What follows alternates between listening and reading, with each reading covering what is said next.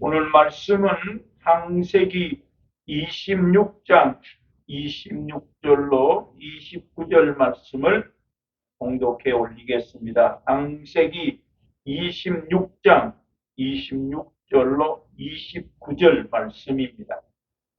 아비멜렉이 그 친구 아우삿과 군대 장관 비골로 더불어 그날에서부터 이삭에게로 옵니다. 이삭이 그들에게 이르되 너희가 나를 미워하여 나로 너희를 떠나가게 하였거늘 어찌하여 내게 왔느냐. 그들이 가로되 여호와께서 너와 함께 계심을 우리가 분명히 보았으므로 우리의 사이 곧 우리와 너의 사이에 맹세를 세워 너와 계약을 맺으리라 말하였노라. 너는 우리를 해하지 말라. 이는 우리가 너를 범하지 아니하고 선한 일만 내게 행하며 너로 평안히 가게 하였음이니라. 이제 너는 여호와께 복을 받은 아니라. 아멘. 이 블레셋 군대가 아비멜렉 그랄 왕, 그랄의 땅에 거하는 블레셋 왕 아비멜렉이 그 친구 아우삿하고 자기 군대 장관 비골을 데리고 이삭에게 와서 이야기해요. 너는 여호와께서 너와 함께 하신 것을 여기 본문에 분명히 보았다 그랬어요. 분명히 보았다. 특별히 여호와께서 너와 함께 하신 것을 분명히 보았으므로, 그래서 이 분명히를 원문에는 정말 분명이라고 써 있을까 보니까 여호와께서 너와 함께 계신 것을 정녕 보았다 이래 놨어요. 정녕 보았으므로 너가 우리에게 해하지 말아라. 내가 너하고 지금 계약을 맺으러 왔다. 지금 우리가 지난 시간에 아브라함에게 하나님 말씀 들으면서 하나님께서 아브라함에게 나타나셔서 내가 지시하는 땅으로 가라. 내가 너를 복의 근원이 되게 할 것이다. 아브라함이 말씀을 쫓아갔더라. 가나안 땅에 마침내 들어갔더라. 그리고 아브라함이 하나님 앞에 단을 쌓았더라. 두 번째 하나님이 나타나셔서 아브라함아 나는 너의 방패요 지극히 큰 상급이다. 창세기 15장. 그러면서 나는 너의 방패다. 나는 너의 지극히 큰 상급이 될 것이다 했다. 그런데 왜 하나님께서 15장에서 아브라함에게 하나님을 가르쳐 주는데 내가 너의 방패가 되겠다는 거예요. 요즘에 그 TV 보면 그 대표들, 각당 대표들 이렇게 자세히 보면 옆에 경호원들이 보이거든요. 그래, 그 사람이 정치하는 사람인가 몰랐는데 항상 그 대표들이 따라다니는 가는 곳에는 항상 그 사람이 보인다. 아마 경호원인 거예요. 무섭지 않습니까? 지금 이 혼란한 시대에 어떤 일이 일어날지 모르니까 경호원들을 대동하고 다닌단 말이에요.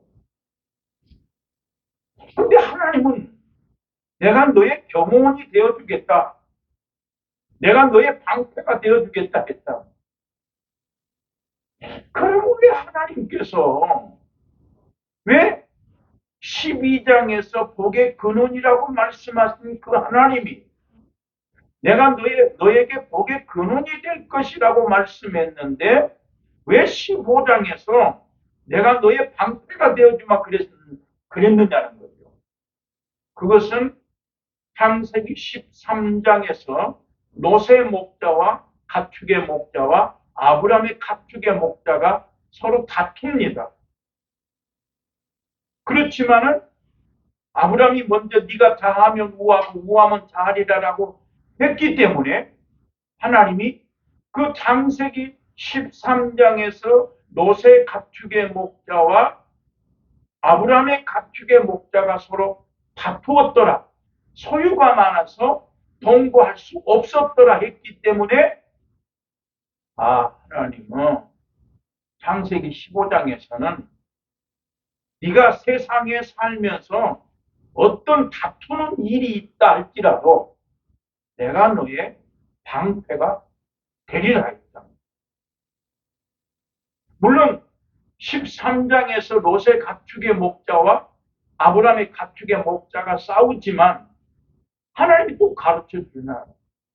롯이 모든 것을 다 빼앗겨 가지고 아브라함이 롯과 빼앗긴 재물과 모든 것을 다 찾아왔을 때 멜기세덱 창세기 14장에 분명히 영원한 하나님의 아들과 방불한 멜기세덱 하나님의 제사장이 나와서 떡과 포도주를 가지고 와서 천지의 주신 여호와 하나님이여 아브라함에게 복을 주옵소서라고 제사장을 통해서, 다시 표현하면 하나님이 아브라함을 복의 근원으로 만들기 위해서 하나님이 제사장에게 축복하게 하시고 제사장을 통해서 멜기세덱이라고 하는 제사장을 통해서 아브라함이 복을 받았다고.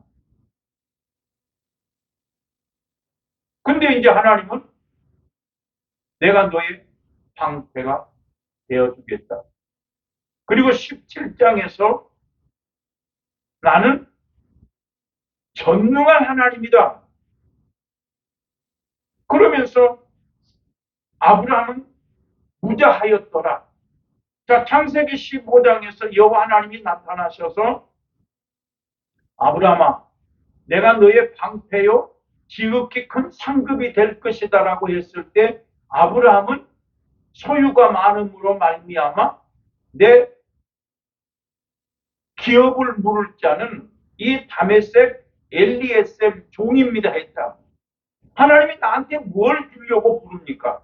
지금 아브라함은 이미 나이가 100세나 되었고 가진 소유는 많은데 아브라함에게는 후손이 없기 때문에 하나님이 지금 나타나셔서 방패라고 하실 때 하나님 나한테 뭘 주려고 나타나셨습니까? 하나님이 나에게는 잉태치 못하게 하시고 무자함으로 말미암아 자식을 낳지 못하는데 뭘 주려고 나를 불렀습니까? 했다. 근데 하나님이 네 몸에서 날 자가 네 후손이 될 것이다. 그를 이끌고 밖에 나가서 하늘을 별을 봐라. 내 자손이 이와 같이 많을 것이다. 근데 아브라함이 믿음에 그랬다. 그러니까 하나님이 지금 아브라함을 어떻게 만들어 믿음의 조상으로, 하나님의 사람, 믿음의 조상으로, 모든 열조의 조상으로 만들어 가고 있는 가정 속에 하나님이 14장에서 축복하시고 15장에서 이미 자식도 없는 100세나 된 아브라함에게 별처럼 많을 것이다. 그걸 믿음의 하나님께서 그로 의롭다 인정하셨더라 했어요. 자, 그렇지만 아브라함은 하나님이 별과 같이 자손이 많을 거라고 하는 걸 믿었지만 16장에서 영으로 살기 아니하고 사례의 말을 듣고 하갈을 취하여서 이스마엘을 낳지 않습니까? 하나님은 분명히 네 자손이 하늘의 별과 같이 많을 것이라 했다.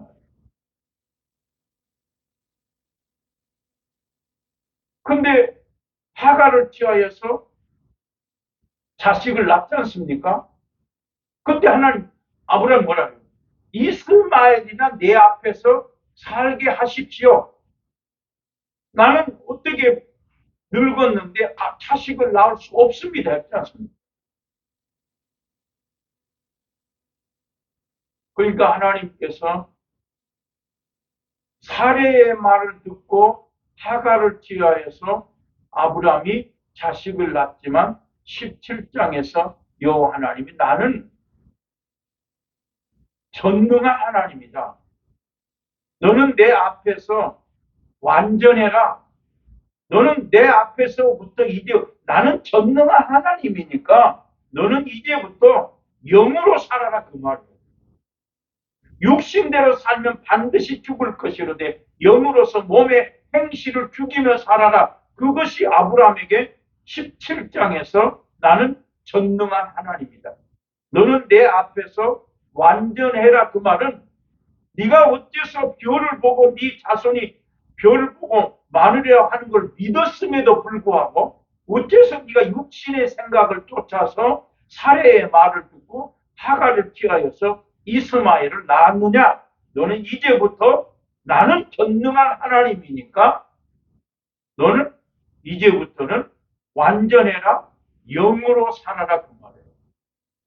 그러면서 아브라함에게 너는 이제부터 열국의 아비가 될 것이다. 사라에게는 열국의 어미가 될 것이다. 네 몸을 통해서 열왕이 너희를 통해서 나올 것이다 했다.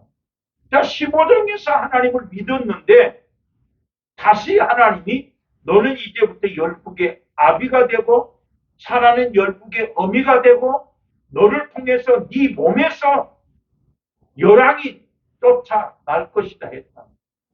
그러니까 하나님은 아브라함을 부르시는 순간부터 계속 네가 백세나 되었어도 사라는 경수가 끊어졌어도 너를 통해서 네 후손이 하늘의 별과 같이 많을 것이다. 그래서 결국은 18장에 가서 여호와께 능치 못한 일이 없다. 너의 사라에게 아들이 있을 것이다 했다. 그래서 이제 아브라함이 21장에서 이삭을 낳습니다. 그런데 이삭을 보니까 창세기 21장 9절 말씀에서 하갈의 소생 이스마엘이 이삭을 희롱했더라.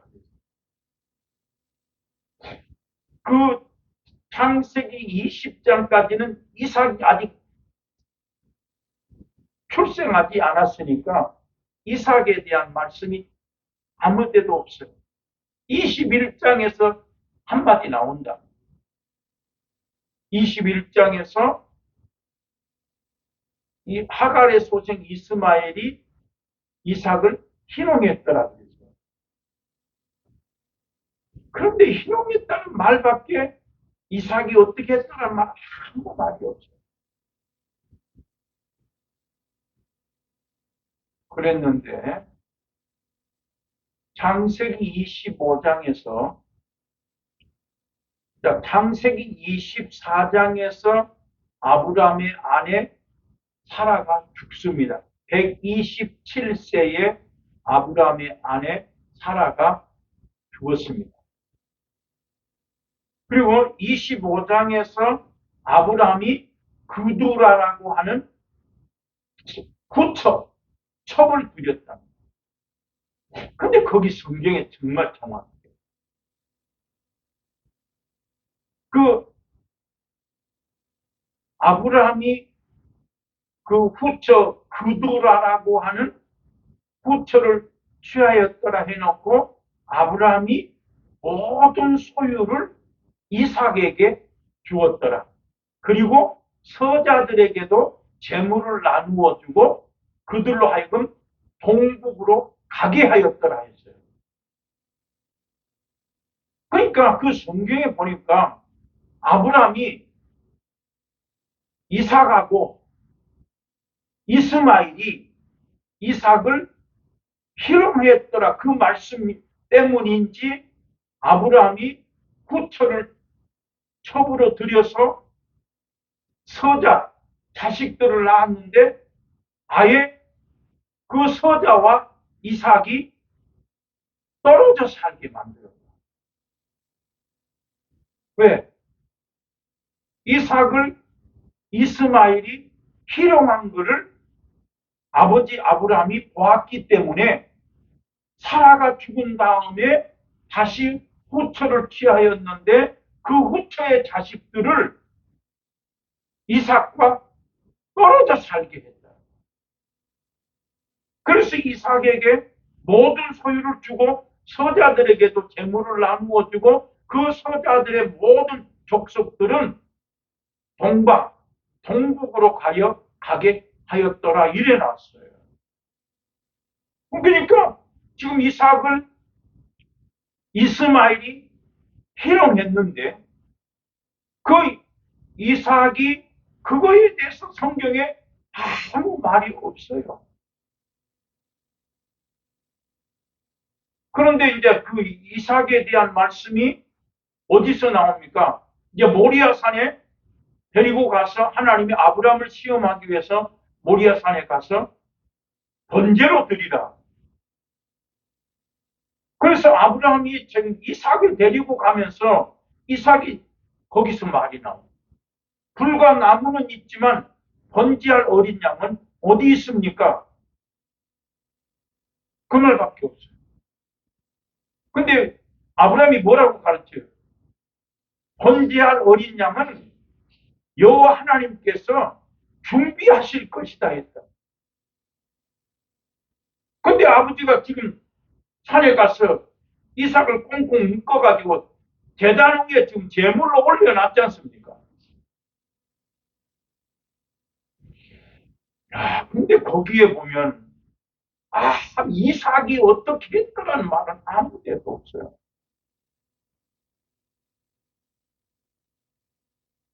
들었을 거 아닙니까? 아버지가 분명히 번제할 어린 양은 여호와 하나님께서 준비하실 것이다라고 아버지가 말을 했는데 난데없이 이삭을 묶어서 제단 위에 올려놨으니까 그때 이 성경에 리얼하게 아브라함아 두 번 부르시면서 그 아이에게 손을 대지 마라. 아무 일도 하지 마라. 그 소리를 지금 이삭이 들었을 거 아니에요. 이게 하나님께서 엘리 제사장의 시대에 말씀이 희귀하였더라. 이상이 없었단 말이에요. 엘리 제사장에게는 하나님의 나타나심이 없었어요. 그러니까 지금 사무엘을 부르지 않습니까? 근데 사무엘도 여호와 하나님을 몰랐기 때문에 제사장이 부른 줄 알고 엘리 제사장에게 가지 않습니까? 엘리 제사장이 사무엘이 가서 당신이 나를 불렀습니까? 아니다. 엘리 제사장도 사무엘을 여호와 하나님이 부르신 걸 모르는 거죠. 난 너를 부르지 않았다 했거든. 두 번째 가서 사무엘이 당신이 나를 불렀습니까? 할 때 아니다. 이제 또 부르는 소리가 들리면 여호와여 말씀하옵소서 했다. 그래서 세 번째 하나님이 사무엘을 부르실 때 사무엘이 말씀하옵소서 듣겠나이다. 그때 사무엘을 통해서 엘리 제사장의 저주를 말씀하잖아요. 사무엘도 하나님을 몰랐다. 제사장이 가서 야 다시 세 번째 부르실 때는 내가 말씀을 듣겠나이다라고 해라. 그럼 지금 이삭은 아버지가 지금 자기를 제단 위에 올려놨는데 들었잖아요. 하나님의 소리가. 언제 들었어요?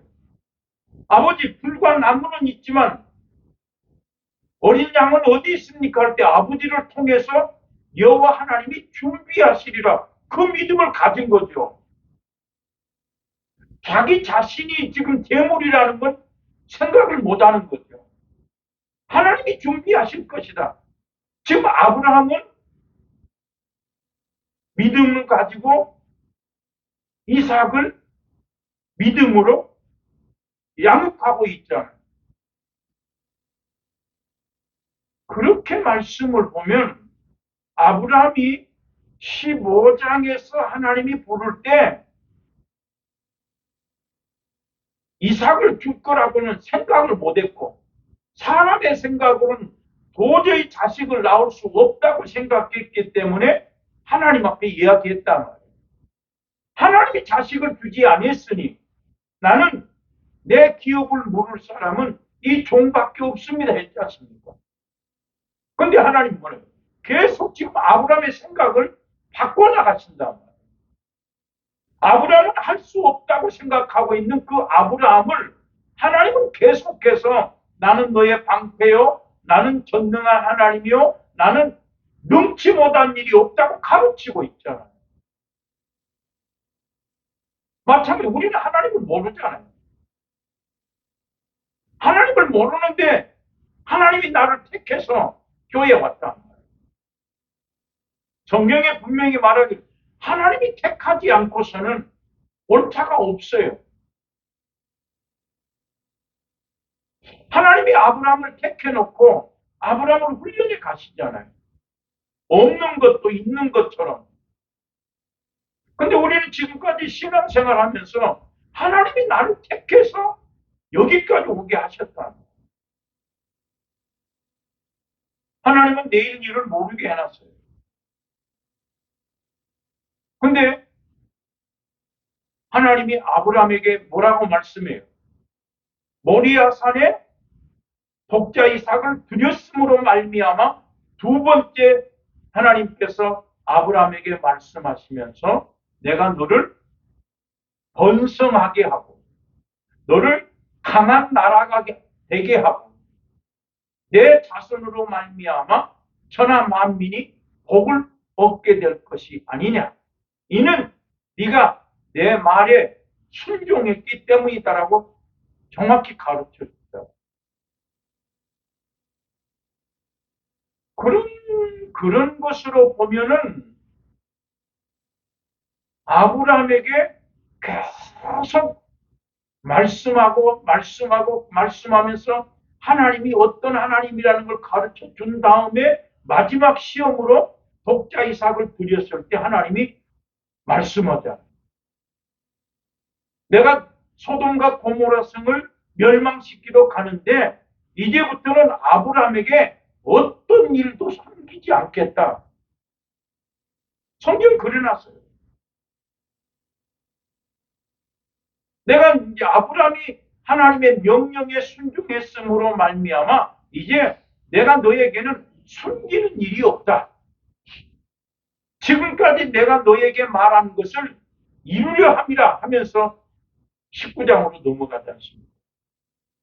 그럼 우리는 이런 과정을 보았을 때에 정말 말씀이 하나님이심을 믿으면 그 말씀대로 이루어지는 역사가 우리들 속에 나타난다.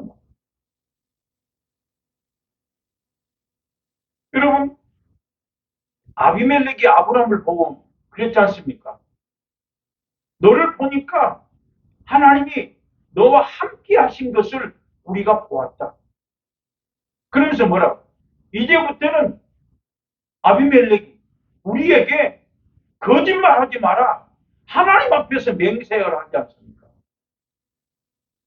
그 이제 아비멜렉이 가만히 보니까 아브라함이라는 사람을 보니까 지금 아비멜렉 군대하고 아브라함하고 무엇을 하고 있습니까? 우물 때문에 다투고 있다. 물 때문에. 근데 결국은 아비멜렉이 와가지고 이제 우리에게 거짓말하지 마라. 너를 보니까 하나님이 함께 하시더라 했다. 오늘 본문 26장 26, 27, 28절에서도 지금 아비멜렉과 그 군인들이 와가지고 너를 보니까 여호와께서 함께 하심이 우리가 분명히 보았다. 그때 이삭이 뭐라고 그래? 너희가 나를 시기해서 너희가 나를 떠나라고 나를 쫓아냈지 않느냐. 너희가 나를 쫓아내놓고 어째서 또 내게 왔느냐 이랬습니다. 그때 아비멜렉과 그 군대 장관과 그 친구 아우삿이 여호와께서 너와 함께 하심을 우리가 분명히 보았으므로 이제는 우리를 해하지 마라. 그러기 전에 뭔 일이 있습니까? 지금 이 아비멜렉의 군대가 이삭에게 시기해서 이삭이 너무 잘 되니까 아브라함 때에 팠던 우물을 이 아비멜렉의 군대들이 계속 메꾸지 않습니까? 그래서 이삭이 우물을 파고 난 다음에 우물 이름을 에색이다. 그 에색이란 말은 다투다. 그랄 목자들과 이삭의 목자들이 다투었단 말이에요. 뭐 때문에? 물 때문에. 그래서 이삭이 우물을 파가지고 에색 다투었다. 두 번째 우물을 파서 또 다투었다. 두 번씩이나 다투었다 하면서 신나 이랬지 않습니까? 세 번째 우물을 파고 나서 이제 다투지 아니하였더라. 르호봇 이랬습니다. 그러니까 지금 이삭의 목자들과 그랄의 목자들이 물 때문에 싸우고 있단 말이에요. 그래서 이삭이 물을 파놓으면 그랄 목자들이 메꾸고 아버지 아브람 때 그 팠던 그 우물들을 그랄 목자들이 다 메꿔버렸단 말이에요. 그러니까 지금 이삭이 우물을 파놓고 애석이다 다투었다. 두 번째 파놓고 신나다 또 다투었다. 세 번째 우물을 파놓고 르호봇이다 다투지 아니했더라. 그랬다. 그래놓고 이제 그 이삭의 목자들이 이삭에게 와서 우리가 지금 샘을 세 번을 팠는데 이제는 샘 근원, 물 근원을 팠습니다. 그러면서 뭐래요? 물 근원을 팠다 하고 그 이름을 세바라 해라. 그 성의 이름이 브엘세바더라. 이렇게 끝났어요. 자, 그 과정 속에 아비멜렉의 군대들이, 블레셋 군대들이 보니까 지금 저 이삭은 뭔가 지금 잘 되고 있거든. 그래서 가만히 보니까 저 이삭은 여호와 하나님이 함께 하는구나. 그러니 이삭을 시기해서 쫓아냈던 그 아비멜렉의 군대들이 지금 오늘 본문에 이삭에게 와가지고 너를 보니까 여호와께서 함께 하신 것이 분명하다. 우리를 해하지 마라. 왜 이삭 그래? 나를 쫓아낼 때는 언제고 뭐하러 왔냐? 내가 너를 갈 때에는 선하게 평안하게 보냈으니까 우리와 언약을 해서 이제는 우리를 해하지 않겠다고 언약하자. 그러면서 오늘 여기 본문에 너는 여호와께 복받은 사람이다. 결국은 군대는 누가 많습니까? 블레셋 군대가 더 많지요. 그 그랄의 목자들과 이삭의 목자들이 싸워봐야 이길 수가 없죠. 어디겠으면 이삭이 너무 잘 나가니까 아브라함 때 팠던 우물을 다 그랄 목자들이 다 메꿔버렸지 않습니까? 그래서 이삭이 우물을 파면은 또 이 그랄 목자들이 막 싸우니까 에세 다투었다. 또 다투었다. 신나. 세 번째 우물을 파놓고는 이제는 다투지 않았다. 누워보시라. 딱 그러면서 우물을 찾았다. 그러니까 이 아비멜렉의 이 블레셋 군대가 보면 희한하게 이삭은 지금 잘 되고 있거든. 그래서 결국은 이삭의 목자들이 샘 근원을 파고서 이삭에게 와서 주인이여 이제 우리가 샘 근원을 팠습니다. 그 이름을 세바라 그 성읍의 이름을 브엘세바라 이름을 지었다. 그리고 이제 그날 땅으로 보내버렸지 않습니까? 그때 지금 이 아비멜렉의 군대가 이삭에게 와가지고 사정한다. 왜? 너는 복받은 사람이다. 네가 사는 거 보니까 너 하나님께 복받은 사람이구나. 여호와께서 너와 함께 하신 것이 우리가 분명히 보았기 때문에 이제는 언약하자, 맹세하자. 앞으로는 우리를 해하지 않겠다고 맹세. 왜? 계속 싸웠으니까. 뭐 때문에? 물 때문에. 계속 그랄 목자들하고 이삭의 목자가 싸웠으니까 이들이 손들고 온 거예요. 이제 우리를 해하지 말아라. 너는 하나님이 함께 하더라 이랬다. 마찬가지로 아브라함에게도 그 아비멜렉의 군대가 와가지고 여호와께서 너와 함께 하심을 우리가 보았으니 우리에게 이제부터는 거짓말하지 마라 이렇게 약속했다. 그래서 이삭은 지금 하나님 앞에서 지금 아버지 아브라함만 보고 왔기 때문에 이미 창세기 22장에서 이삭을 아버지가 제물로 드렸을 때에 이삭에게는 어떤 믿음이 있다? 자식보다 하나님을 더 사랑하는 믿음이 아브라함도 물론이요 이삭도 아버지를 통해서 그 믿음을 가졌단 말이에요. 이미 22장에서. 아버지가 이렇게 하는구나. 아버지가 어린 양이 하나님이 준비하라 했단 말이에요. 그런데 아버지가 자기를 꽁꽁 묶어서 올려놓을 때는 뭐였어요? 아버지의 말을 믿은 거예요. 말 그대로 하나님 수양을 대신해서 이삭을 대신하여 수양으로 하나님 앞에 번제를 드렸더라 했으니까 아브라함도 이삭도 이제는 그 믿음을 아버지와 같이 가지고 있다. 그래서 이제 이삭은 아버지가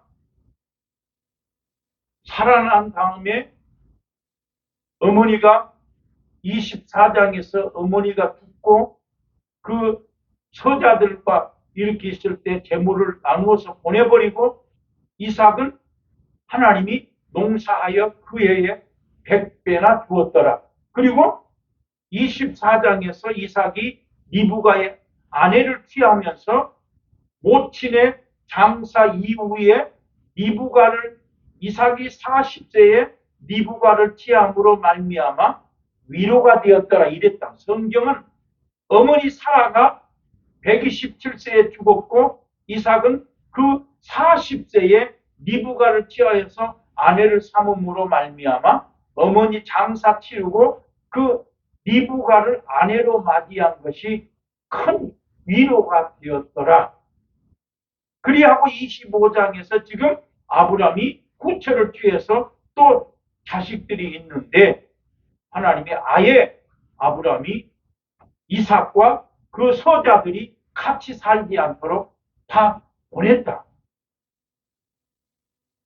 그리고 25장을 지나와서 26장에서 하나님이 아브라함에게 이삭에게 말씀한 26장에서 이삭에게 말씀. 내가 너와 함께하기 때문에 네가 이 땅에 흉년이 들었지만 이 땅에 그대로 있으면 내가 너에게 복을 줄 것이다. 26장에서 이삭아 네가 이제 아브람 때에 흉년이 들었더니 이삭 때에도 두 번째 흉년이 들어서 이삭이 애굽으로 내려가려고 할 때에 하나님이 이삭에게 나타나서 내가 너와 함께 하니까 너는 그냥 이 땅에 머무르고 있어라. 그러면서 뭐라고요? 아브라함을 위하여 아브라함이 내 명령과 규례와 법도대로 행하였기 때문에 아브라함을 위하여 내가 너에게 복을 준다. 그렇게 해놨어요. 자, 이삭은 아버지만 보고 살아왔는데 지금 그 하나님이 이삭에게 말씀한다. 네 아버지가 내가 말한 것을 다 이루었기 때문에 아버지를 위하여 내가 너에게 복을 주니까 이 땅에 머무르고 있어라. 그래서 그 말씀대로 이삭이 하나님이 함께함으로 말미암아 그 해에 농사를 지어서 100배나 얻었더라 이랬다. 그리고 이제 아브라함이 죽지 않습니까? 아브라함이 죽었을 때에 이삭이 어머니의 장사 지냈던 그 헷족 속의 땅 막벨라 굴에다가 아버지와 어머니를 같이 그 매장지에 매장했더라 이렇게 했다. 그리고 이삭이 26장에서 이제 하나님이 함께 하심을 보고 27장에서 그 다음에 또 하나 이 성경에 좀 다른 것은 아브라함은 자식이 없어서 하나님 앞에 기도했단 말이 없어요. 간구했단 말이 없습니다. 그러나 이삭의 리브가를 아내하고 취하고 나서 여호와께 간구하였더니 여호와께서 그에게 잉태하게 하셔서 뱃속에서부터 두 국민이 나눌 것이다. 태중에서 두 족속이 나뉘어질 것이다라고 말씀해요. 그 특별한 것은 아브라함은 자식을 달라고 하나님 앞에 기도하지 아니했고 이삭은 하나님 앞에 자식을 달라고 하나님께 기도했더니 그 리브가의 뱃속에 두 태중에 두 족속, 두 국민이 있더라. 복중에서부터 나뉠 것이다 말씀해서 에서와 야곱이 나누어질 것을 하나님이 이미 말씀하고 마지막으로 이삭이 에서는 사냥하는 사람이므로 그 사냥하는 고기를 좋아해서 이삭은 에서를 사랑하고 리브가는 야곱을 사랑하였더라. 성경에 그렇게만 나와 있어요. 그것을 이제 우리가 말라기 1장에 가면 하나님이 야곱을 사랑하고 에서는 미워하셨더라. 그렇게 해놨는데 이 창세기 27장에서는 하나님이 이삭은 사냥하는 고기를 좋아해서 에서를 사랑하고 리브가는 야곱을 사랑하였더라. 그렇게만 표현을 해놨습니다. 자, 어쨌든 지금 이삭은 별미를 먹고 에서가 장자이기 때문에 별미를 먹고 지금 에서를 축복하려고 하는데 리브가가 모든 사실을 다 듣고 나서 지금 야곱이 복을 받게 했지 않습니까? 그 성경에 보면 음성은 에서의 음성이지만 이 손은 손은 에서지만 음성은 야곱의 음성이지만 손은 에서다 했단 말이에요. 근데 그 성경에 눈이 어두워서 분별하지 못하고 이삭이 에서에게 축복해야 되는데 에서보다도 야곱이 먼저 별미를 만들어 가져왔기 때문에 그 별미를 먹고 이삭이 축복을 했습니다. 에서가 왔을 때 뭐예요? 너에게는 복을 줄 것이 없다. 정녕 너보다 먼저 온 자는 누구냐? 그가 복을 받을 것이라 해서 이제 끝나고 그리고 이제 창세기 35장에서 에서와 야곱이 이삭이 몇 살에? 180살에 죽었는데 에서와 야곱이 장사를 같이 지내었더라. 이렇게 이삭에 대한 말은 끝납니다. 그러면 창세기 26장과 27장을 보면 왜 하나님께서 이삭에게 복을 줬는가? 아브라함 때문에. 그렇게 났어요. 아브라함이 내 명령과 규례와 법도에 순종했기 때문에 아브라함을 위하여 내가 너에게 복을 준다. 너로 말미암아 천하 만민이 복을 받게 될 것이다. 그렇게 성경이 끝나고 있습니다. 기도합니다. 하나님 영광을 받으시옵소서. 아브라함을 부르시고 이삭을 부르시고 아브라함이 하나님, 이삭이 하나님, 야곱의 하나님, 땅의 모든 족속이 아브라함으로 인하여 복을 받으리라는 그 말씀대로 우리도 그 복을 누리게 하여 주시옵소서. 예수님 이름으로 기도합니다. 아멘.